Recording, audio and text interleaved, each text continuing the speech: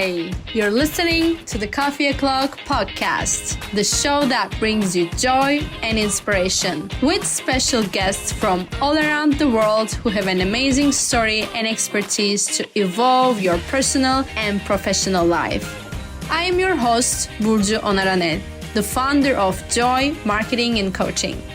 Make sure you grab your coffee and get ready to explore new ideas. Let's get started. Hello everyone, Coffee O'Clock.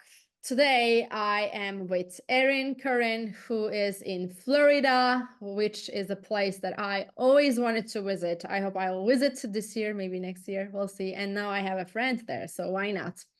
Erin is a transformational podcaster, a life coach, author with a passion for natural wellness and spiritual shift. I want to welcome Erin, and then we will dive into our topic, which is we will talk about how to not give up on your dreams, no matter how long it takes you get there. Whatever it takes, how long it takes. Welcome, Erin. Cheers. Cheers. How are you? I'm fantastic. Well, getting over whatever the most recent cold or flu is, but doing well. Thank you. How are you? I am doing great. So happy to have you and looking forward to our topic. And I introduced you a little bit, but can you share who Erin Currin is with our audience? Yeah, I'll give you the Cliff Notes version because as you know, with everybody, history is really rich. And over the last couple of years, I've really been exploring myself and my desires because I've been in this game of self-discovery for most of my life. I remember when I was in my 20s, I would go to the bookstore and I would look at philosophy and religion and read on the Eastern religions and the Western religions and all of it. And eventually, about 20 years ago, 25 years ago, I started practicing Nichiren Buddhism because it really resonated with me as far as being personally responsible. Like your environment is a reflection of yourself. Now, I had no clue how to get there. I hated my life. I didn't like where I was. And I was looking for something that was going to save me. And in Nichiren Buddhism, we chant. So it's a very active process, which helps. So I was chanting a lot and doing everything they told me to do. And this whole time, I'm working in accounting. I'm working in corporate America. I knew that I had wanted to be a coach or get into some kind of training or education, but I didn't know what that looked like. And being born and raised in the United States, it was get an education, get a job, and then you just retire from wherever it is you are. I'm not cut from that cloth. And so that never really worked for me. So I kept pursuing and exploring. And eventually I got into personal development, whether it was Landmark or Gratitude or many of these other schools, where it's that same kind of an idea. It's a law of attraction. What you think about, what you focus on is what comes to you. And I would keep getting stuck. I got really good at looking for the problems, but I could never get myself to building the dream part, right? And so finally, in the last couple of years, I started to see that I'd gotten so good at looking for the problems that that was all I was looking for. And I wouldn't ever trust myself or give myself permission to look for the good stuff, to actually hope for a future that I wanted, because it was too much to hope for that and then be disappointed. It hurt too much, and I think there might be people in your audience who can relate with that. And so when we say keep pursuing your dreams no matter how long it takes, I really mean no matter how long it takes, because if you still have that little voice inside of you calling to you, it means that your dream is still trying to get you to wake up to whatever that is. Yes, beautifully said. And I want to ask a question to you. How Sure. long did it take you to reach your own dream? Um, well, I would say technically it's taken me 35 years. Um, but if we think about like the podcasting and the coaching and my focusing really on that, it's been probably the last 10 years. When I went into personal development, I saw that I didn't have to be working for somebody else. And so after a couple of years of taking a few courses and thinking that I was smart and knew what I was doing, I actually quit a really good job as a chief financial officer for a manufacturing company to go do my thing. And I remember I would make all of the plans and do all of the spreadsheets and like price my packages, and I would sit there and I would wait for it to happen, and it didn't. And after, I think it was probably 4 or 5 years of being gainfully unemployed, not really making a whole lot of money, but still being able to pay the bills, I thought, this isn't working. There's something not right. So I went back to work as an accountant, and I was like, okay, I'm going to put this on ice for a little bit. I'm going to let it sit. And after a couple of years, the call came back to me, but I also had more knowledge. I didn't ever stop learning. I didn't ever stop sewing into my dream, but I also didn't try to beat myself up to force myself to go where I obviously wasn't ready. And so when, I launched a podcast almost exactly a year ago, The Secret of My Success, exploring what it means to live a fulfilling life. That was the beginning of the true breakthrough, because it took me 5 years to launch that podcast. And it was in December of 2023, I pulled out this little book that I had bought.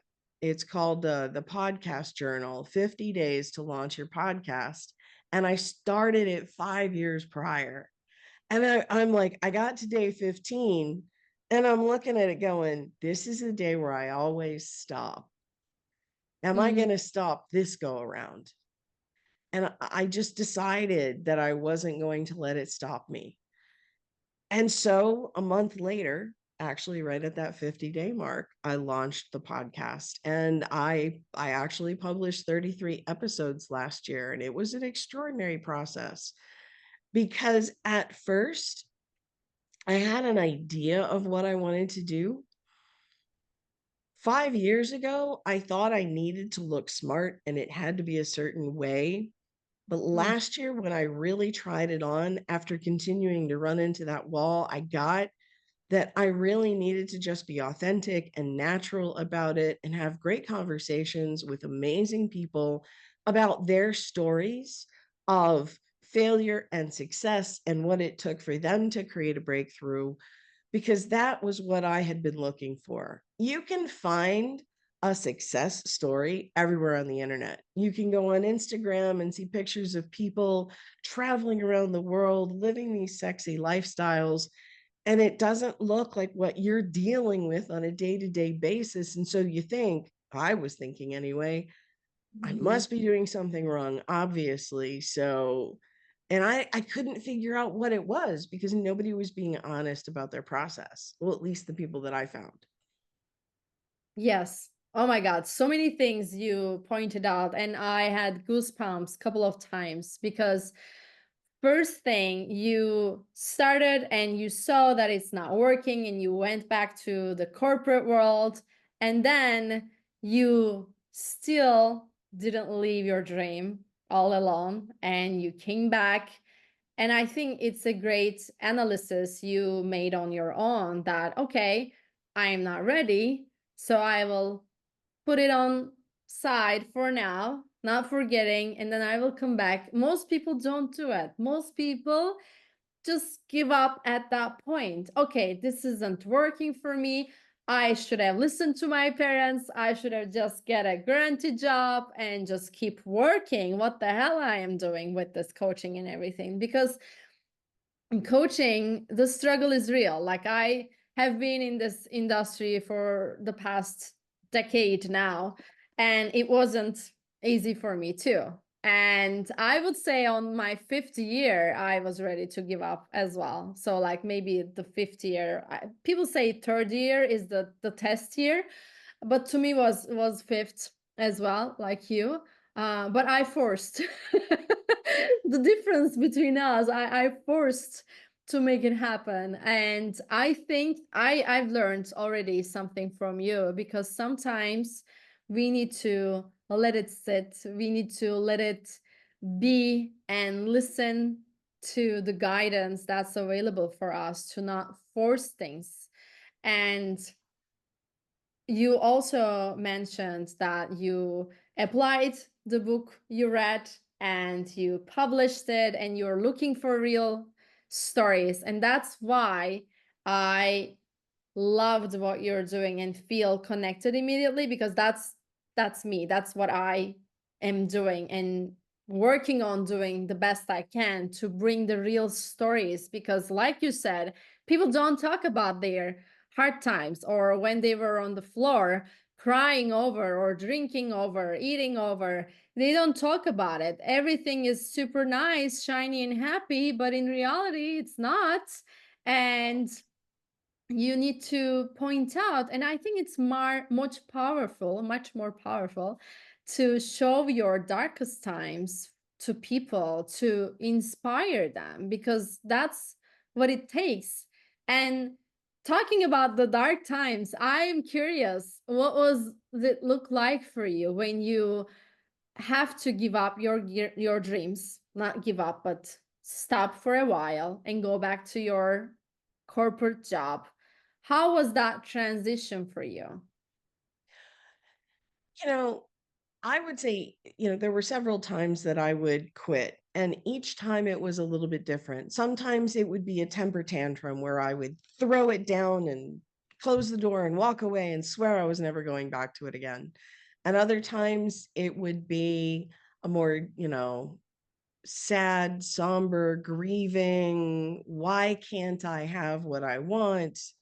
um like you say, we medicate, we numb ourselves, whether it's with food or with alcohol or with drugs or even with just overworking. Mm. I found that when I went back into accounting, I found somebody whose company was so messed up that I was working so many hours I couldn't do anything else. So it when I would walk away, I would think, you know, and there are those days, I don't know if anyone can relate to this as a Buddhist. I still do talk to God, but I will yell at God and go, if this is what you really want me to do, you need to show me a door because I'm out. Like I'm done. And inevitably, whenever I get to that level of frustration or anger that I'm like, look, I don't get it, the answer will come to me. In fact, I wrote a book a few years ago called Hate Your Way to Happiness.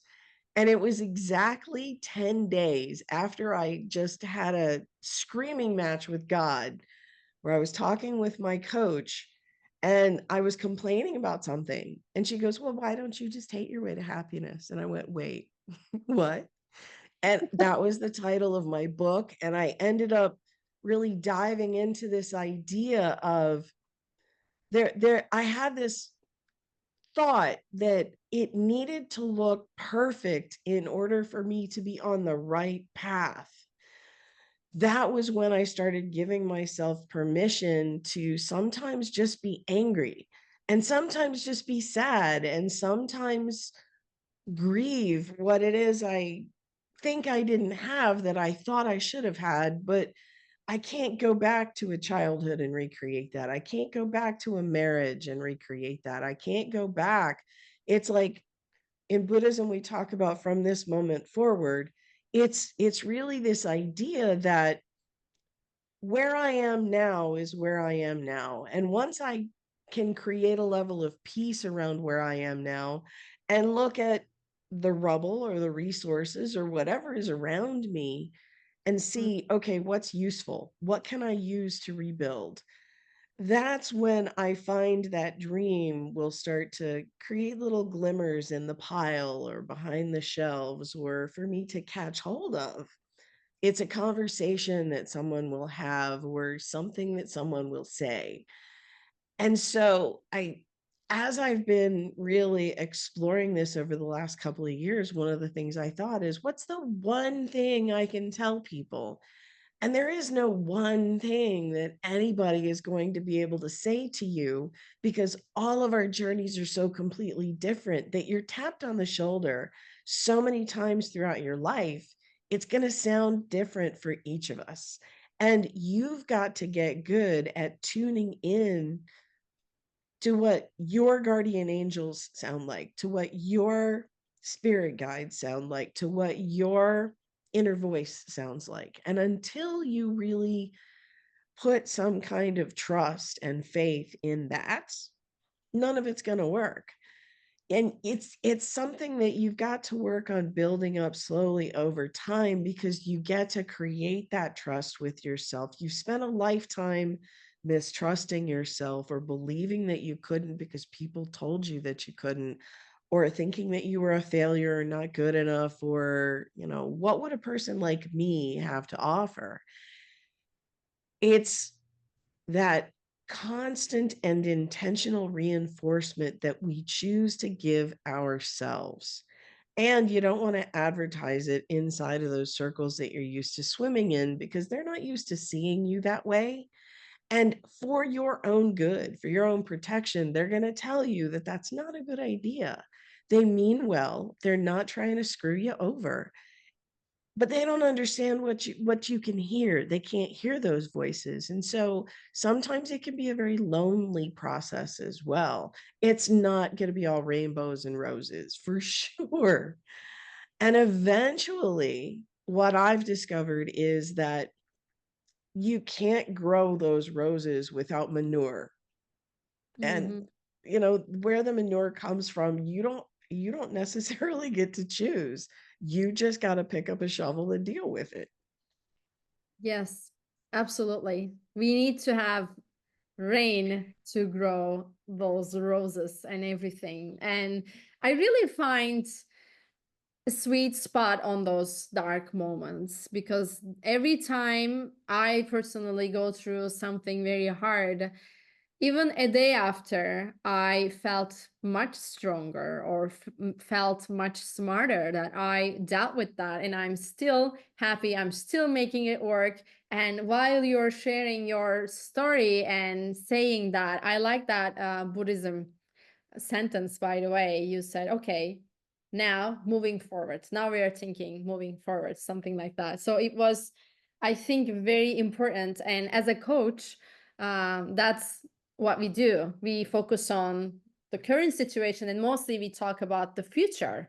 We don't necessarily stay in the past. Sometimes we visit, but we mostly build the future. So I think that's a great tip for the audience, not looking for what happened, what's wrong, but how you can manage it. And whatever you have, the resources, you don't have to have additional degree or additional something to add on you. And to your, I know you have a podcast, and the name, can you remind me the name? It's called The Secret of My Success: Exploring What It Means to Live a Fulfilling Life. Beautiful name and beautiful message already inside of it. So what is the secret to your success? I know you started mentioning, but can you share maybe 3 tips with our audience? What would be the secret sauce for their success? In my experience, first of all, I have to get clear. I have to be able to define what success means. Some people think that success is a 7-figure salary. Some people think it's a yacht or a penthouse. Some people, it's a $60,000 a year salary. They're happy fishing, doing things that they enjoy with family and friends. So only you can say what you are really going to enjoy Mhm. and how you want to create that. So the intention, what it is you're looking for, is super important, and you get to define that personally. The second thing I would say is you need to be emotionally attached. Simon Sinek says we have to know our why. And Mhm. that seems like such an intellectual kind of a thing, but really it's an emotional experience. when I was at a Dr. Joe Dispenza retreat recently, he said, if you can't clearly see what it is you're looking for, then just think about the feeling. Find that feeling in your body and just really experience it. And that helps me to get clear. If I know I want a home, but I don't know how many rooms or what neighborhood or what price range, then I just feel what my home feels like, and I will be led to that outcome. And then the third thing I would say is really repetition. I'm a strong believer in visualization. I like to call them mini movies where Ah, 5, 10 minutes a day, I get to spend time in La La Land, daydreaming, imagining like what it's going to be like to toasting with champagne with my best friends on, the whatever anniversary of my podcast, the 100th episode, the 1000th episode. Create something fun and engaging for you. Sit down daily with that intention and with that emotion so that you can remind yourself. Because one of the things that we don't really understand is you have 70 to 80,000 thoughts running through your brain, most of them subconscious, every single day. And mhm. most of those thoughts are not supportive. Even if you're the happiest person on the face of the planet, you don't know where they came from and you don't know who deposited them. So it's time for you to start taking back your own real estate and reinforce those ideas in fun and engaging ways. Now, there are days you might not feel like it, and the most you can do is just recite the mantra over and over. If that's all you can do, fantastic. But just make sure that you're repeating that for yourself. And it's sacred time, it's you time. And it should be in a space where you're alone, you're uninterrupted. I like to do it as early as possible in the morning because then I'm still in the lighter brain states where I can access the subconscious a little bit more directly. Yes. Yes, my favorite is the last one because that's what I like to do in the mornings as well. But three of them, they are super valuable, and I hope everybody who is either watching us or listening to us can apply it to their life. It's been amazing to chat with you, Erin. I don't want you to go, but it's been like half an hour. Now I need to kind of wrap it up. I want to ask you, what would be the last sentence that you want to leave our audience with? When I say never give up, I mean never give up, because you never know when you're 3 feet from gold, and it's just going to take a little bit of extra effort, a little bit of extra push for you to get what it is you've been dreaming for. And trust me when I say building toward for your entire life. Love it. And how people can reach out to you if they want to check on your coaching or your podcast, how people can find you. Well, I do have the podcast on Apple and on Spotify, also on YouTube. It's The Secret of My Success, exploring what it means to live a fulfilling life. My name is Erin Currin. Make sure that you put my name in there, or you're going to get the Michael J. Fox movie, which is a great movie, but it's not me. So I would love it if you could swing by, check out a couple of episodes, and like and subscribe on YouTube. That'd be fantastic. Amazing. Thank you so much, Erin, for being here today. I enjoyed a lot our conversation. And people who are here tuned in, share this episode if you think somebody needs to hear it. Thank you for tuning in. Thank you, Erin, again. Thank you.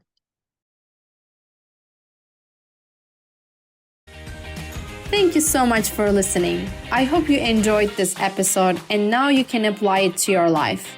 If you did enjoy it, please subscribe to the Coffee O'Clock podcast on Apple and leave us a review. I would love to hear your thoughts. And if you feel like someone needs to listen to this episode, share it on your social media or text the link to that person to make an impact in their life. Be sure to tune in every Monday for new episodes. You can also watch the episodes and find more inspiration on my Instagram, which is at JOYYBURCU. Until next time, make sure to spend some time with you and stay with joy.